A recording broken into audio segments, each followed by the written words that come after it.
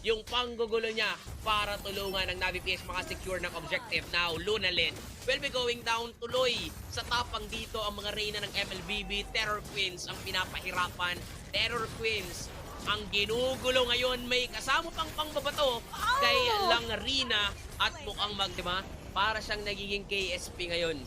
Si Nat Ayanami na KSP, kulang sa pansin, tuloy lang sa pagpapansin sa mga miyembro ng Terror Queens na yung bibigyan dito. Pero flicker lang yung gagamitin para mabuhay at pakalayo. Samantalang, nandyan na rin sila si Noah to get the backup for their teammates. Monster kill na ngayon si Amore. Tuloy lang sa pag-pressure sa mga miyembro ng Terror Queens. One after another, unti-unti talaga. Performance ng ating Navi PH, but right now, considering their odds, it seems like it is not leaning towards the Terror Queens yung gusto nila mangyari as Navi PH slowly but surely takes down their base.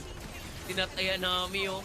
Walang pake, walang sinasanto. Sabay si Noah with a heavy crossbow. Onto the backline, makakasecure na ng dalawa, and this is gonna be it.